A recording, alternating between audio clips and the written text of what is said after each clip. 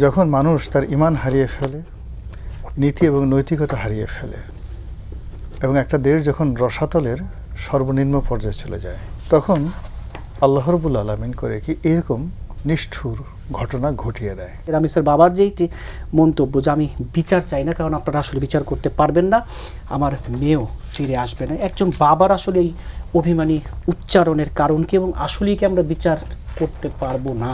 আপনি যদি ধর্মকর্মে বিশ্বাস করেন তাহলে এই প্রকৃতিতে এই ধরনের অপ্রত্যাশিত নির্মম এবং নিষ্ঠুর ঘটনা যখন ঘটে, it's a red signal for the pupil এবং as well as for the ruler, শাসকের জন্য।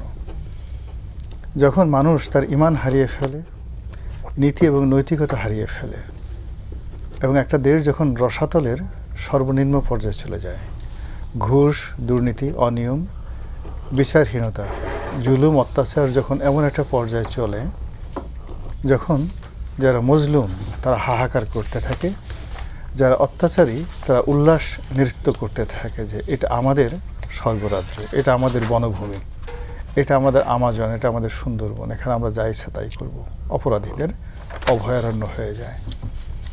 তখন আল্লাহ রাব্বুল আলামিন করে কি এরকম নিষ্ঠুর ঘটনা ঘটিয়ে দেয়।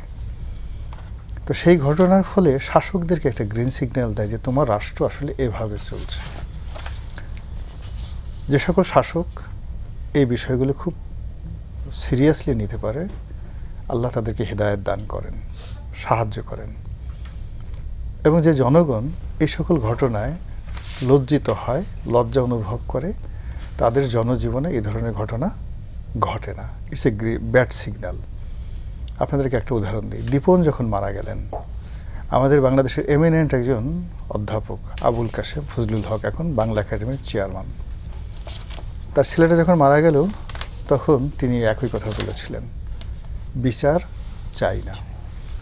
এবং ওই ঘটনার পর থেকে দেখেন আওয়ামী লীগের উপর যে গজব নাজিল শুরু হয়ে গেছিল, ওর পর থেকে, ওই দীপনের ওই ঘটনার পর থেকে আমাদের জুডিশিয়ারিতে, বিচার বিভাগে কোনো ন্যায় বিচার বা দৃষ্টান্তমূলক কোনো সুশাসন ঘটেনি। বরং ওই ঘটনার পরে একজন চিফ জাস্টিসের কান মলে দিয়ে, তার গালের উপর ফটাফট চটাং দিয়ে থাপ্পড় মেরে তাকে দেশ থেকে তাড়িয়ে দেওয়া হয়েছে। আমার তো মনে হয় তার পাছার উপর লাথি মারা হয়েছে।